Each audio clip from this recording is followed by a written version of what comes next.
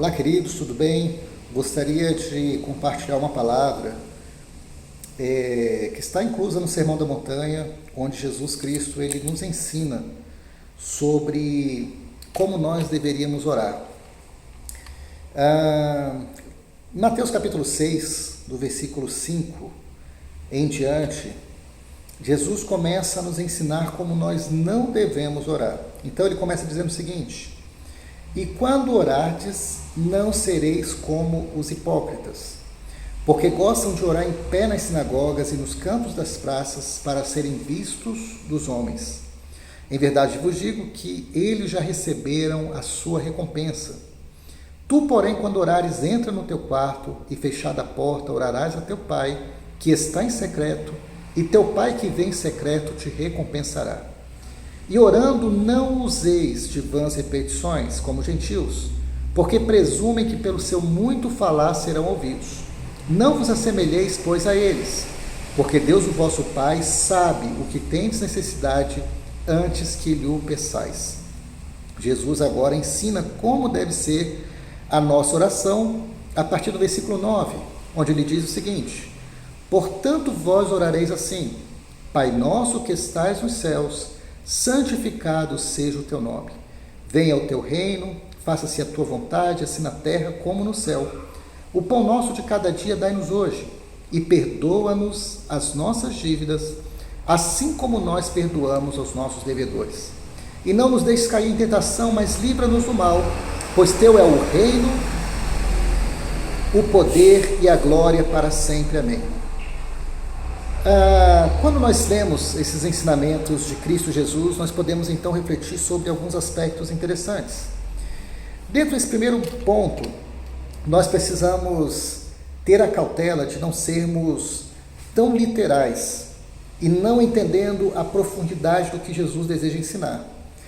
Talvez poderíamos, sendo literais, criar uma regra que, ensinando as pessoas: olha, o grande problema é que você não deve orar em pé nas sinagogas e você não deve orar no canto das praças.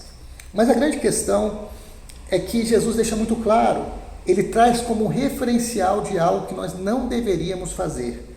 Nós não deveríamos fazer como os hipócritas, muito mais relacionado às motivações que levavam eles a fazer o que eles faziam. Eles tinham o objetivo de serem vistos pelos homens. A preocupação deles não era de ser visto por Deus, mas de ser visto pelos homens. Jesus Cristo dizia algo claro e óbvio: se a intenção deles era ser visto pelos homens, certamente, agindo dessa forma, com essa intenção, eles já haviam recebido então a sua recompensa. Jesus nos ensina que quando nós formos orar, então entremos no nosso quarto, fechando a porta, nós oraremos ao nosso Pai que está em secreto, e o nosso Pai que vem em secreto nos recompensará. Mais uma vez, uma cautela que nós precisamos ter não é o fato de que precisamos estar dentro de um quarto para que Deus nos ouça, mas ele está deixando muito claro que a nossa oração, ela deve ser direcionada a Deus, pois Deus é que precisa ver, Deus é que precisa estar ouvindo aquilo que nós estamos falando, aquilo que nós estamos orando. Ele não está aqui criando uma fórmula, uma receita de bolo para oração, mas ele está nos dizendo que nós precisamos falar com o nosso Deus e o nosso Deus nos responderá. Algo também que Jesus nos ensina que nós não devemos fazer está no fato de nós não usarmos de vãs repetições como os gentios.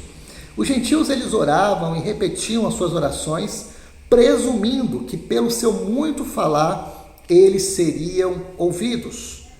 Nós precisamos entender, e Jesus deixa muito claro, que o nosso Deus, ele sabe tudo aquilo que nós temos necessidade, antes mesmo que nós venhamos lhe pedir.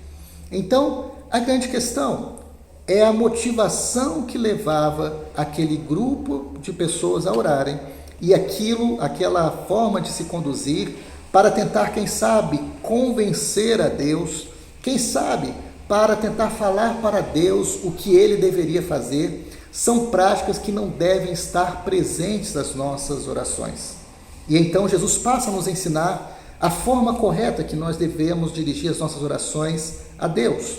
Primeiro, Jesus nos ensina que nós devemos considerá-lo como nosso Pai, nos mostrando que precisamos buscar um relacionamento de intimidade para com Deus.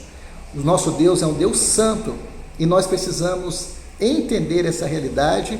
Portanto, é um Deus que se coloca diante de nós como Pai por meio do seu Filho Jesus Cristo. Algo que o Senhor nos ensina que devemos pedir ao Senhor, que o seu reino venha a nós. O reino significa o governo de Deus ser estabelecido sobre a nossa vida, apontando para a vontade de Deus em relação às nossas próprias vidas. E que a vontade de Deus, ela seja feita na terra como é lá no céu. É interessante que no céu nós sabemos que a vontade de Deus ela não é questionada. A vontade de Deus ela é uma lei. A vontade de Deus ela não é recusada. A vontade de Deus ela é desejada. E assim na terra as coisas precisam acontecer também. Muitas vezes a vontade de Deus ela tem sido por nós questionada, tem sido por nós, quem sabe, até mesmo recusada ou até mesmo não tem sido desejada por nós. E nós precisamos então entender que a mesma forma como se lida com a vontade de Deus no céu, precisamos lidar com a vontade de Deus aqui na terra também. Jesus nos ensina que precisamos pedir ao Senhor o pão de cada dia, nos mostrando que a nossa preocupação como discípulos de Cristo precisa estar na supressão das nossas necessidades. E sabendo, como todo o sermão da montanha nos ensina, que as nossas necessidades serão pelo Senhor Jesus supridas. Ele fala: buscar em primeiro lugar o reino de Deus e a sua justiça, e todas estas coisas, ou seja, a vestimenta, o alimento, estas coisas nos serão supridas. É interessante que também nós aprendemos através dessa parte sobre a mesma palavra que o Senhor Jesus nos fala, para que nós não estejamos ansiosos pelo dia de amanhã, mas que estejamos preocupados mas que estejamos entregando ao Senhor cada dia, vivendo cada dia de uma vez, ou seja, o pão nosso de cada dia dai-nos hoje. Não podemos aqui estar preocupados com o pão da semana, do mês, dos anos, mas aqui é interessante que o Senhor Jesus nos mostra que nós devemos viver um dia de cada vez. O Senhor Jesus também nos ensina que devemos pedir ao Senhor que nos perdoe, ou perdoe as nossas dívidas, como nós temos perdoado aos nossos devedores. Quando chega nessa parte, nós vemos algo muito forte, porque o Senhor Jesus fala para que nós coloquemos diante de Deus o nosso, utilizando a nossa forma de perdoar como padrão, para que Ele nos perdoe. Preste bem atenção, perdoe as nossas dívidas assim como, ou seja, da mesma forma que nós temos perdoado aos nossos devedores. Eu entendo que isso é uma palavra muito forte, mas o discípulo de Cristo precisa ser alguém que tem o seu coração apto para perdoar. Nós entendemos pela palavra de Deus que tanto o amor como o perdão são decisões, não são movidas pelo que sentimos, mas são movidos pelo aquilo que nós cremos.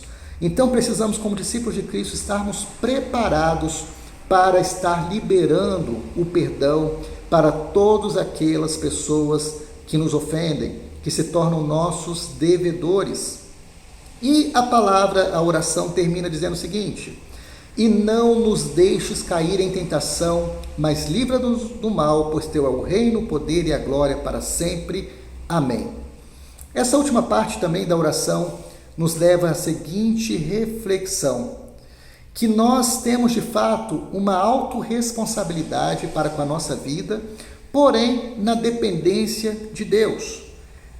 Quando nós olhamos para a palavra, nós vemos que Deus ele apresenta os meios e nós os aplicamos na nossa vida.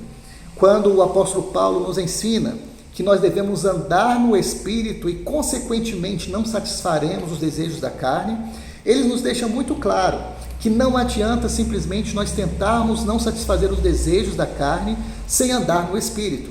Os meios que o Senhor estabeleceu para que vivamos uma vida na presença dEle é estarmos andando no Espírito. Esse foi o meio que o Senhor nos permitiu. E nós precisamos então, diante dessa alta responsabilidade, andar no Espírito. E a consequência dessa nossa decisão, utilizando-se dos meios que o Senhor apresenta diante de nós, nós então não estaremos andando na carne. Diante disso, muitas vezes nos perguntamos sobre essa questão de orar. E o próprio Senhor Jesus nos deixa claro algumas formas que nós precisamos aprender sobre oração. E nós precisamos então orar colocando diante de Deus aquilo que está no nosso coração, a nossa sinceridade, crendo, confiando, mas também se submetendo ao senhorio de Deus. O ideal seria que nós estivéssemos colocando diante de Deus não a nossa vontade, mas que buscássemos conhecer a vontade de Deus sobre cada uma das situações que nós temos vivido e passado. Colocar diante de Deus aquilo que nós desejamos, também não vejo que seja algo pecaminoso. Porém, precisamos saber submeter isso ao crivo e à soberania do nosso Deus. Ele sabe de todas as coisas. Ele sabe de tudo que nós necessitamos antes mesmo de nós externarmos isso em palavras. Diante disso, que nós possamos então buscar viver essa vida de oração como o Senhor assim nos dirige. Que estejamos cautelosos quanto às motivações que nos movem a fazer o que fazemos em nossas orações e que busquemos essa intimidade com Deus, buscando conhecer a sua vontade e assim, certamente, desfrutaremos daquilo que o apóstolo Paulo nos ensina, a vontade de Deus, que é boa, perfeita e agradável para as nossas vidas. Que o Senhor nos abençoe e que nós possamos aplicar isso na nossa vida de oração. Um grande abraço, fique na paz de Cristo. Tchau, tchau.